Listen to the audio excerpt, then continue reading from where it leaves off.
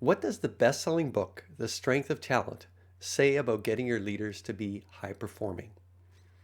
In my last 5-minute growth tip, Are Your Leaders High Performing?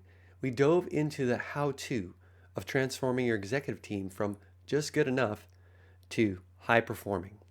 We looked at a specific rhythm, including quarterly coaching reviews, personal assessments, quarterly development plans, and weekly one-on-ones, all designed to turn A-player performance from a buzzword into reality. If you've started implementing these, you might want to dive deeper into reading about these practices. I highly recommend The Strength of Talent by my colleague Mike Goldman in New Jersey.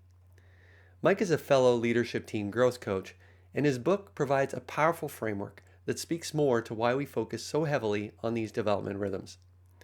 Here is an overview of the 5 things Mike's book says about how to develop your leaders to become high performing, and some other practices for building an A-player executive team. Number 1, the A-player definition. A core theme in The Strength of Talent is the uncompromising pursuit of A-players.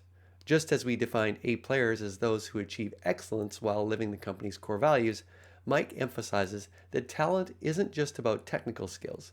It's about cultural fit and productivity, moving in lockstep. He reinforces the idea that you cannot grow a great company with B or C players in key seats. Number 2, the job scorecard. I've talked a lot about moving away from dusty job descriptions toward a job scorecard that captures results, accountabilities, and behavioral competencies.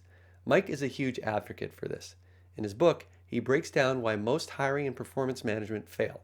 We aren't clear enough about what success actually looks like. The scorecard is the foundation for everything else we do. Number 3, quarterly performance assessments. Mike's book focuses more on what we call an executive team talent assessment process.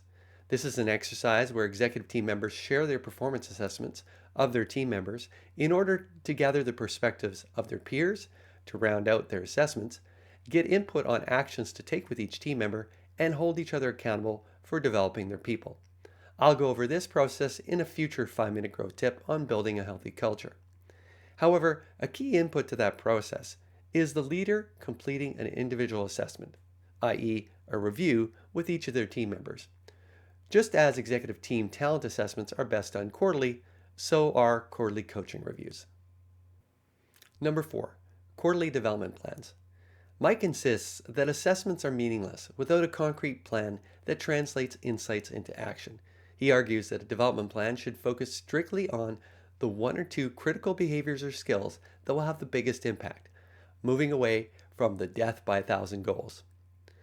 Crucially, Mike believes that true growth occurs through high-impact, on-the-job experiences rather than passive classroom learning, which reinforces why we use a 90-day quarterly development plan to turn leadership growth into tactical, measurable priorities that keeps your leaders focused on their growth. Number 5, the power of one-on-ones. Remember how I insisted that weekly one-on-ones should be sacred and focused on the person, not just the leader's targets and priorities. Mike reinforces this by highlighting that the strongest companies have leaders who actually coach their people rather than just managing their tasks. His work reinforces the idea that these 20 to 30-minute sessions are the primary engine for engagement and loyalty. While The Strength of Talent focuses heavily on the development of your existing team, Mike also covers the following. Number 1, hiring with certainty. Mike provides a deep dive into the selection process. While we talked about developing the leaders you have, he offers a rigorous approach to ensuring the people you bring in are A players from day one. Number 2, the cost of C players. He doesn't pull any punches regarding the talent tax you pay when you keep mediocre performers around. He offers more details on how to identify them and when it's time to move someone out of the organization. Number 3, succession planning. The book looks further down the road, helping CEOs think about who is next in line and how to build a talent bench so the company isn't vulnerable if a key leader departs. As a CEO of a prayer-based company, you know that the war for talent is real. You don't have the luxury of wasting time on leadership development that doesn't stick. Mike Goldman's The Strength of Talent is a fantastic read because it makes crystal clear that the path to a thriving company isn't just a better strategy or more capital, it's the strength of the people sitting around your executive table. By applying these people development practices, you aren't just managing a team, you're building a high performance machine.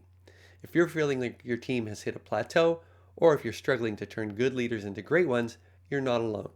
If you want help implementing job scorecards and these developmental rhythms to get your team to that A player level, let's chat. Send me an email at jeanguy@wellspring.co or contact me on my website. In the next 5-minute growth tip, I'll share the story of one of the clients we've worked with in this area and others. If you're a prayer CEO who wants to grow a thriving company, team, and life more quickly, more easily, and with less stress and headache, please contact me via email or on my website. I hope you found this useful.